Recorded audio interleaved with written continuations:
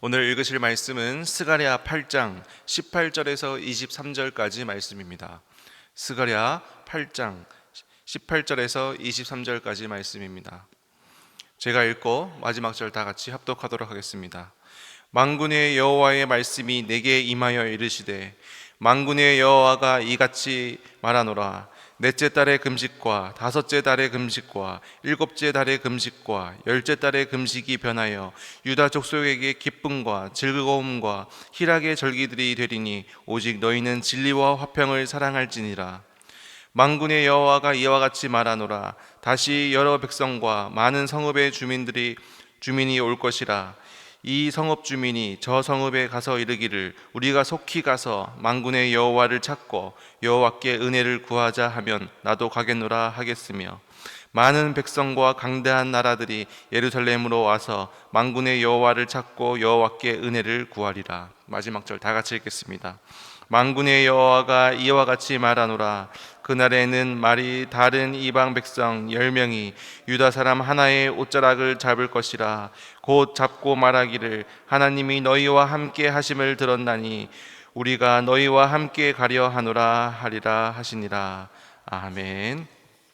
오늘 저희가 읽은 말씀, 이 스가랴서 18장 23절 성경책에 나오는 이 장제목이 금식에 대하여 말씀하시다 이렇게 적혀 있습니다. 금식에 대하여 말씀하시다. 이스라엘 백성들이 남유다가 멸망을 할 당시에 바벨론이 침공해서 들어올 때, 그때부터 이제 슬픔의 날, 슬픔의 사건들, 이런 것들이 있을 때마다 금식일을 정했습니다. 그래서 그것을 기억하면서 하나님께 간구하고 기도하는 이 4차례의 금식일이 있었습니다. 성경에 보니까 4월달, 또 5월달, 7월달, 10월달, 그러니까 예루살렘의 멸망과 관련된 이 비극적인 사건들 가운데 이스라엘 백성들이 이 금식의 날을 정하고, 그 금식의 날에 금식하고 애도하고 또 죄도 회개하고 또 하나님께 긍휼을 구하는 이 금식의 날을 정해서 쭉 이 전통을 이어오고 있었습니다. 그런데 우리가 직전에 읽었던 스가랴서 7장에 보면 이제 이 하나님께서 이스라엘 백성들을, 남유다 백성들, 이스라엘 백성들을 회복시키시고 그 70년의 기간 후에 다시 이제 예루살렘으로 돌아오게 하셨는데, 이 백성들 가운데 의문이 생깁니다. 자, 이제 하나님께서 우리들을 다시 기억해 주셨고 다시 이 예루살렘 땅으로 돌아오게 해 주셨는데, 이 슬픔의 날을 기억하는 이 금식의 4차례의 이 금식의 날 계속 해야 되느냐, 계속 금식을 해야 되느냐, 이런 질문이 있었습니다. 그 질문에 대한 하나님의 직접적인 대답이 바로 오늘 말씀입니다.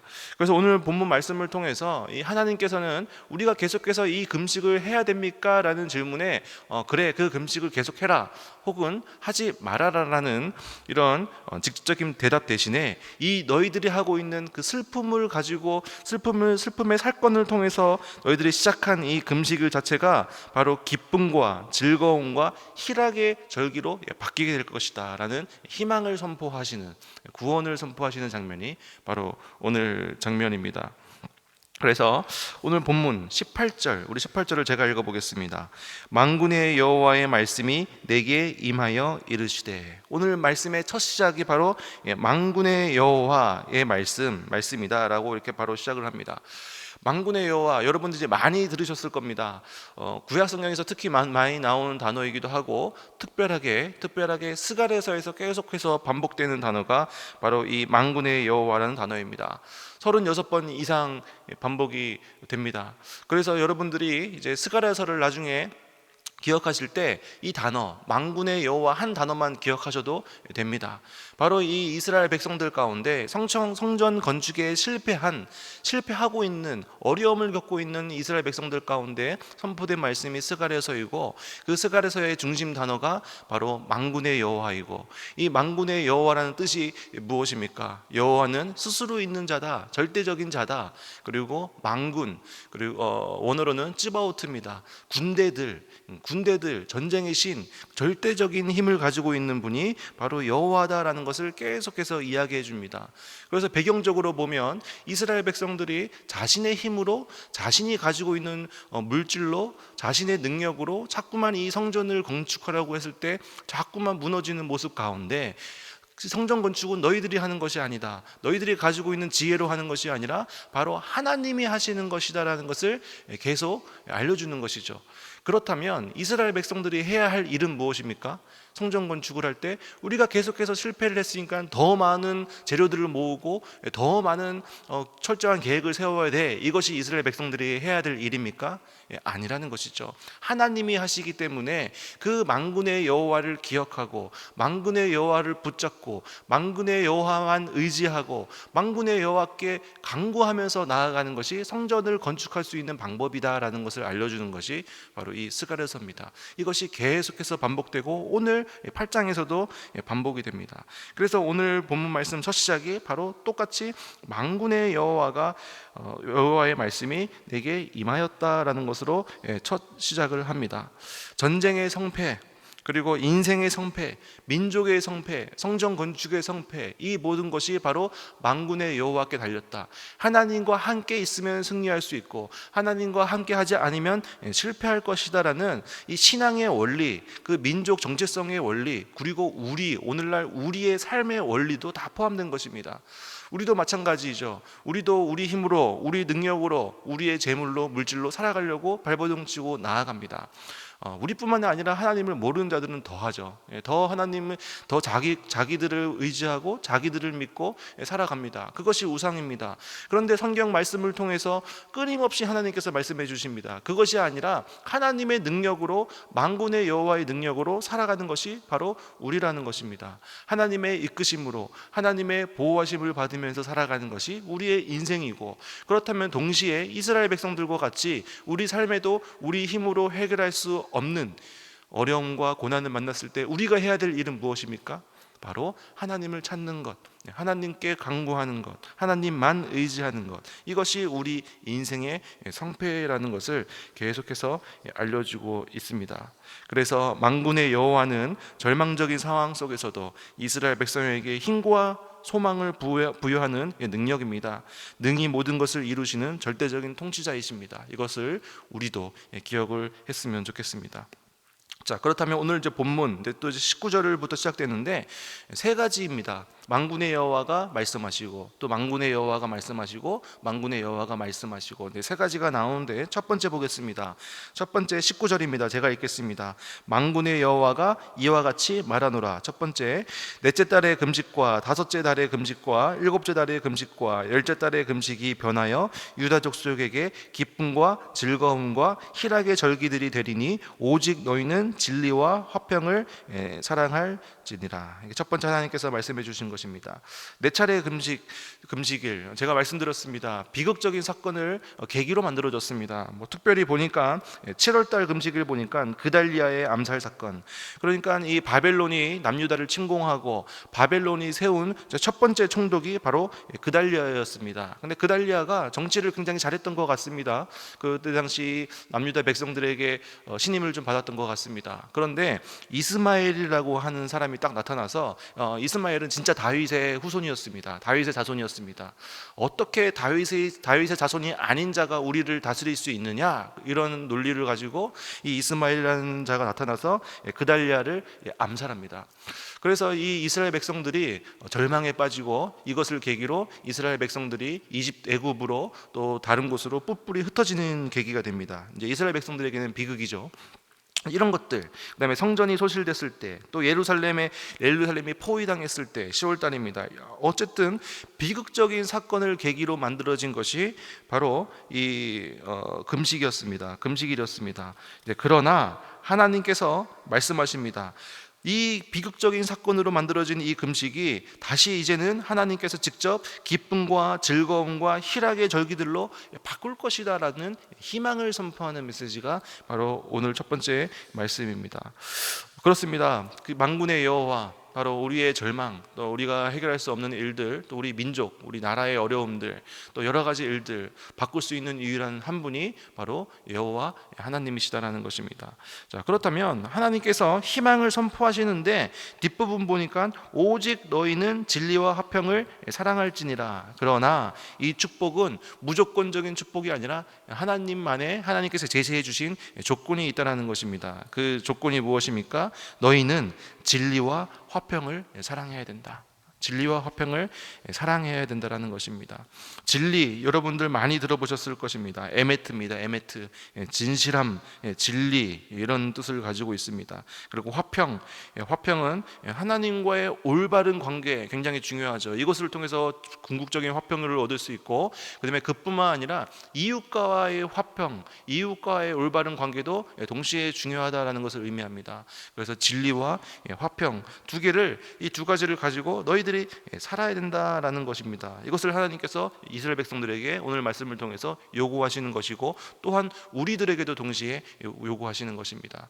우리가 예수 그리스도의 십자가의 진리 안에서 그 진리를 붙잡고 살아가는 것 너무나도 중요합니다. 그것을 하나님께서 요구하시고, 또 두 번째 보니까 하나님과의 관계도 요구하시고, 그리고 동시에 이웃과의 관계도 동시에 요구하십니다. 그래서 우리의 삶 가운데 이웃에게 사랑을 전하고 또 이웃에게 화평을 세우는 것 또한 동시에 중요하다는 것을 우리는 알 수 있습니다.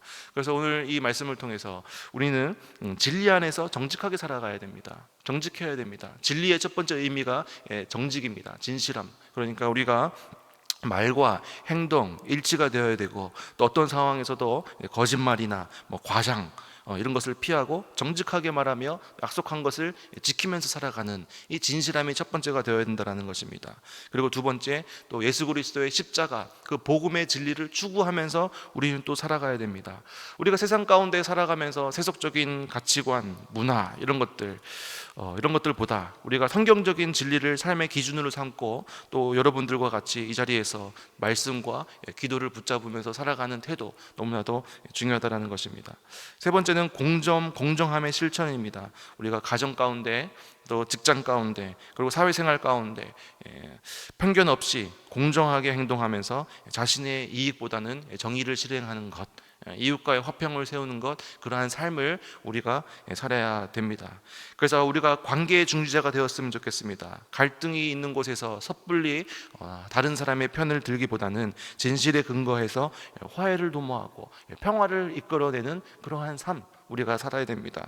그리고 사랑과 긍휼을 실천해야 됩니다. 상대방을 해치려는 마음, 또 상대방을 미워하는 이런 마음들 다 버리고 인애와 자비와 긍휼을 통해서 우리는 화평을 실천하는 삶을 오늘도 또 앞으로도 살아야 됩니다. 그리고 자기 희생적인 삶을 살아야 됩니다. 내가 희생이 되었을 때 평화가 온다는 것입니다. 사소한 다툼이나 자기 주장 이런 것보다는 공동체의 화목을 우선시하고, 또 이웃과 공동체의 평화를 위해서 자신을 기꺼이 내어놓을 수 있는 희생적인 태도 또한 우리 삶 가운데 필요합니다. 우리가 이렇게 살았을 때 그 슬픈 금식, 슬픈 애도가 바로 기쁨과 희락으로 바뀌어 주신다라고 오늘 하나님께서 말씀하십니다. 두 번째입니다. 두 번째 만군의 여호와가 이렇게 말씀하십니다. 20절입니다. 제가 읽겠습니다. 만군의 여호와가 이와 같이 말하노라. 다시 여러 백성과 많은 성읍의 주민이 올 것이라. 하나님께서 다시 말씀하십니다. 여러 백성과 많은 성읍들이 이제 올 것이다. 반대이죠. 이제는 이스라엘 백성들이 지금까지는 끌려갔지만 이제는 다시 많은 이 여러 백성들이 다시 돌아올 것이다. 회복을 선포하시는 것이고 구원을 선포하는 것입니다. 철저한 이 포로 생활의 고난, 절망이 끝나고, 또 성전 건축의 실패, 이런 어려움도 이제 다 끝날 것이고, 이제는 주변에 많은 백성들이 다시 모이는 은혜, 역사가 일어날 것이다. 완전히 역전될 것이다 라는 것을 선포하고 계십니다. 그래서 구원을 선포하시면서 구원은 하나님께 있다라는 것을 말씀하시는 것입니다. 구원은 하나님께 있다. 구원은 오직 예수 그리스도께 있다. 만군의 여호와만 인정할 때 우리가 구원을 받을 수 있고, 또 우리가 예수 그리스도의 십자가의 진리를 붙잡았을 때만 우리는 구원받을 수 있고, 또 오직 예수 그리스도의 진리를 붙잡았을 때만 우리는 살 수 있다라는 것을 말해 주는 것입니다. 우리가 이 사실을 안다면, 오늘 아침에도 이 사실을 우리가 들었다면 우리가 어떻게 살아야 되겠습니까? 예수 그리스도의 십자가의 진리만이 살 길이라는 것을 또 우리가 들었다면 우리 삶의 우선순위가 바뀌어야 될 줄로 믿습니다. 오늘 하루 여러분들이 살아갈 때 중요하게 생각했던 것, 우선순위들이 있습니다. 그런데 그것보다 더 중요한 것, 바로 진리입니다. 예수 그리스도의 십자가입니다. 그래서 다시 한 번 더 이 진리, 십자가의 복음을 붙잡고 그것을 가장 우리 삶의 우선순위로 삼고 진리를 전하는 것, 그리고 진리대로 살아가는 것, 그렇게 그것을 우선순위로 살아가는 저와 여러분 되었으면 좋겠습니다. 세 번째입니다. 마지막입니다. 하나님께서 이렇게 말씀하십니다. 23절 제가 읽겠습니다. 만군의 여호와가 이와 같이 말하노라. 그날에는 말이 다른 이방 백성 10명이 유다 사람 하나의 옷자락을 잡을 것이라. 곧 잡고 말하기를 하나님이 너희와 함께 하심을 들었나니 우리가 너희와 함께 가려 하노라 하리라 하시니라. 세 번째 말씀하시는 것, 만군의 여호와가 이제 그날에는 말이 다른 이방 백성 10명이 유다 사람 한 사람의 옷자락을 잡을 것이다. 그러니까 이방인들, 하나님의 복음을 알지 못하는 사람들 10명이 와서 유다 사람 한 명을 붙잡을 거라는 것입니다. 우리도 구원받고 싶다라고 붙잡는 은혜. 그러니까 전 세계의 구원의 비전을 바로 이 말씀을 통해서 하나님께서 말씀하시는 것입니다. 복음이 열방, 이방인들 전 세계에 전파될 것이다. 이때 당시 사람들에게는 상상도 할 수 없는 일이었겠지만 오늘날 우리는 이해할 수 있습니다. 전 세계에 복음이 곳곳이 전파되고 있습니다. 그런데 반대로 그러한 이방인들이, 하나님을 알지 못하는 민족과 사람들이 우리에게로 와서 우리도 구원받고 싶습니다라고 말하는 날이 올 것이다라는 하나님의 비전을 선포하시는 것을 볼 수 있습니다. 옷을 잡는 행위, 간절한 도움, 간절함을 요청하는 행동입니다. 그들이 오히려 우리가 간절하지 않습니까? 새생명 전도 축제를 준비하면서 우리가 간절하게 교회 와줘라고 하는데, 이제 반대로 하나님께서 선포하신 이 큰 비전은 반대로 이 구원의 날에 임박했을 때 하나님을 알지 못하는 자들이 우리에게 와서 나 좀 살려줘 하면서 옷자락을 잡는 날이 올 것이다라는 것입니다. 그래서 우리는 어떻게 살아야 되겠습니까? 그날이 이제 오고 있는데 우리는 하나님의 임재를 드러내는 삶을 살아야 됩니다.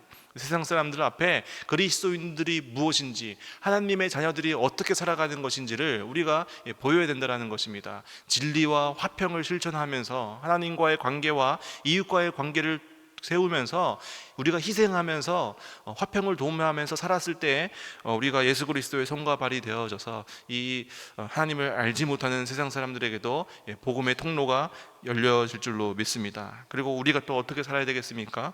전도의 열정을 품으면서 살아야 됩니다. 물론 마음을 여시고 물론 회복시키는 것은 하나님이시지만 우리는 중요한 우리의 이유, 우리가 유다 사람의 옷자락을 잡는 그러한 유다 사람들의 역할, 옷자락의 역할을 우리가 해야 된다는 것입니다. 그래서 전도의 열정을 품어야 됩니다. 이제 얼마 남지 않았습니다. 10월 26일 새생명 전도 축제인데 여러분들 작정하신 태신자들 다 있을 것입니다. 그들이 여러분들의 옷자락을 붙잡을 수 있도록, 그들의 마음 문을 열 수 있도록, 우리 힘으로 하면 되지 않습니다. 우리 말로는 안 되지만 우리가 기도할 때 하나님께서 그 태신자들의 마음을 만지시고 하나님께서 열어주실 줄로 믿습니다. 그래서 전도의 열정을 품는 저희들 되었으면 좋겠습니다. 기도하겠습니다. 사랑과 은혜가 풍성하신 하나님 아버지, 오늘도 만군의 여호와의 이름으로 우리에게 말씀하여 주심을 감사드립니다. 바벨론의 포로와 이러한 절망의 자리에서도 하나님은 결코 우리를 버리지 않으시고 슬픔의 날을 기쁨의 절기로 바꾸시는 회복의 하나님이심을 믿습니다. 진리와 화평을 사랑하는 순종의 삶으로 나아가는 저희들 될 수 있도록 도와주시고, 입술의 고백만이 아니라 이웃과 더불어 진리를 말하며 공의롭고 화평한 재판을 행하는 저희들 될 수 있도록 도와주시옵소서. 오늘도 만군의 여호와 능력의 주님을 의지하며 힘으로도 능으로도 아닌 오직 주의 영으로 일하게 하시고 진리와 화평을 사랑함으로 하나님의 기쁨이 되는 교회, 그런 저희들 될 수 있도록 도와주시옵소서. 예수님의 이름으로 기도드립니다. 아멘.